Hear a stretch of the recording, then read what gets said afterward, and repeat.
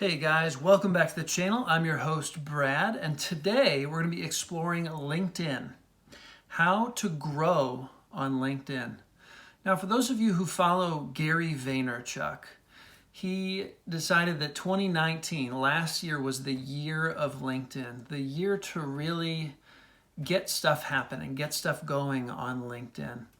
Now, Gary Vaynerchuk, you may have heard of him. He's a social media mogul. He's built businesses around ads on social media. He helps big businesses grow their revenues by advertising on these social platforms. And so he's a master in all things social. He's on every different platform. He's figured out, the best ways to leverage his time and his team's time to grow on each of these platforms. So he really likes LinkedIn, and the reason for that is there's so many more people who are looking at LinkedIn, consuming content on LinkedIn, than there are people producing content on LinkedIn.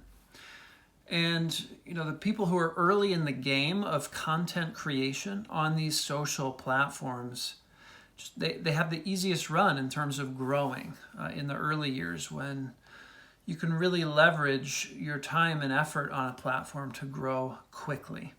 And so he thinks that's where we are in the evolution of LinkedIn. He thinks we're very early. And the creators, if you get in now as a creator, it's just going to grow like crazy. And it's going to be much easier to grow now than it will be a few years from now when everyone recognizes the power of the platform. So I just want to talk about 3 ways today to grow on LinkedIn. They're all ways that I'm currently experimenting with. I have 8,970 connections right now as I make this video in March 2020.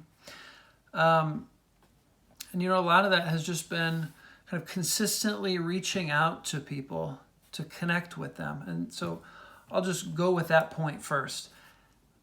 The first way to grow on LinkedIn, ask people to connect. So every day, what I do, I go to my network tab on LinkedIn on my phone, and I scroll down, and it'll recommend people to connect with, okay? Now, if I see someone who has over 30 connections in common with me, I automatically just hit connect, okay? And I probably do that, maybe 20 times a day. Or I hit up 20 new connections each day. The thing about LinkedIn, when you connect with someone, sometimes it'll say, make sure you know this person before connecting with them, in order to keep our network, however they say it. Now, I get why LinkedIn says that, but I also understand LinkedIn does not really enforce that. I think once in my life I've been hit with a notification from LinkedIn that said, hey, you have too many connection requests to people where they say they don't know you. So, I kind of got slapped on the hand. That was before Microsoft acquired LinkedIn.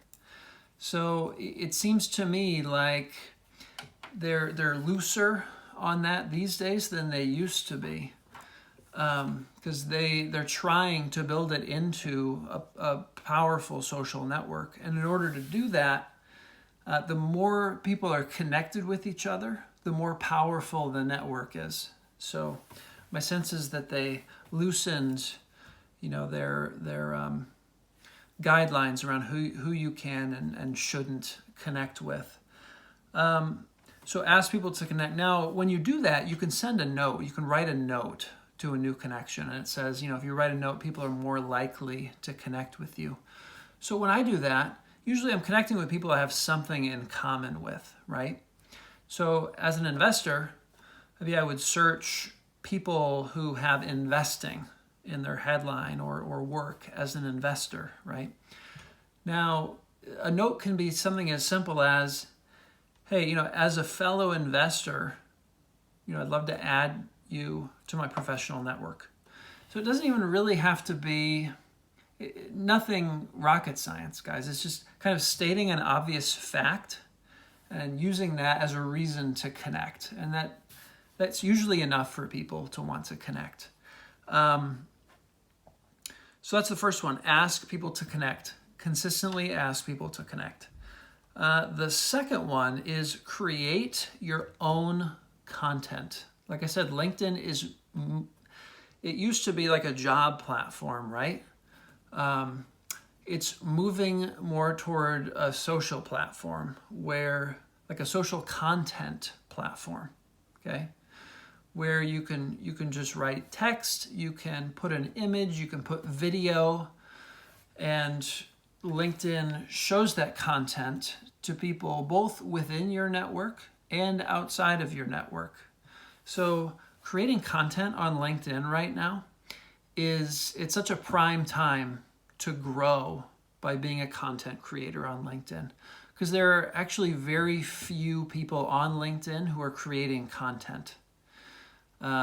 So because of that, you can leverage that effort to reach more people than you'll be able to when the content is more mature, when there's a lot more people creating content. Now is a great time to do that.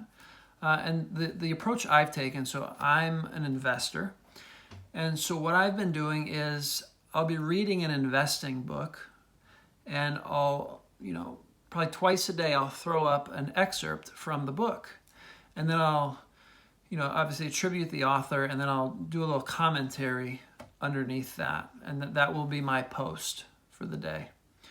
And then I try to use 5 hashtags just underneath the text of my post. And I've been doing, investing, markets, finances, money, finance, stock market, things like that.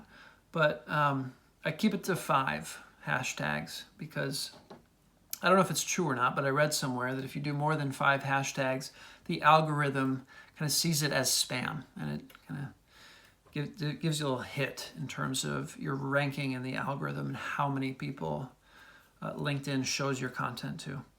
And then finally, in the comments, what I do is I tag people who I see are producing content on LinkedIn, or I know that they're investors and they have a pretty good following. I will tag them, and so they'll be notified in their LinkedIn notifications that I tag them on this post, and that'll be more likely to get their eyeballs to it. It'll be more likely that they'll engage with that content.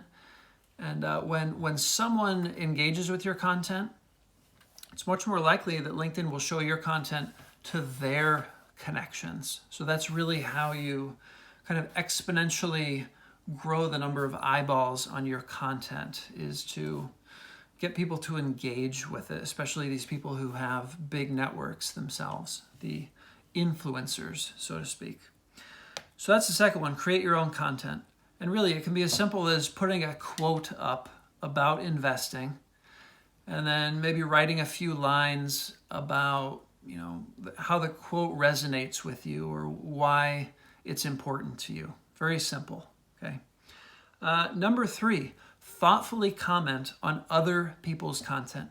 So Gary Vaynerchuk has a strategy he calls the $80 strategy.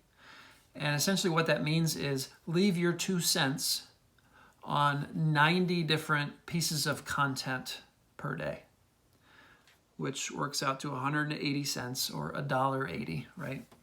So the key here, so say, I'm looking for investing content. I can type the hashtag investing term into the search bar, and then I can click on content, and I can see content related to investing. And, if something resonates with me or something is particularly interesting, I can leave a comment on that piece of content, okay?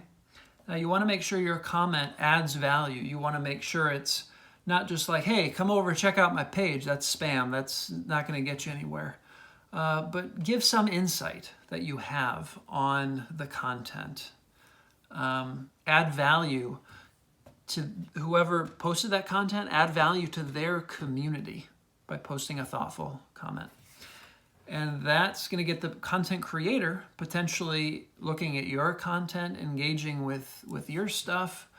There's just a lot of good things that can happen by doing this, leaving your 2 cents on a bunch of content each day.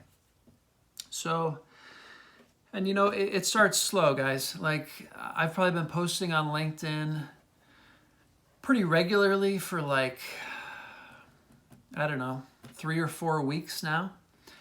And it's sleepy at first, especially on LinkedIn. It's like some posts you won't even get a like, much less a comment.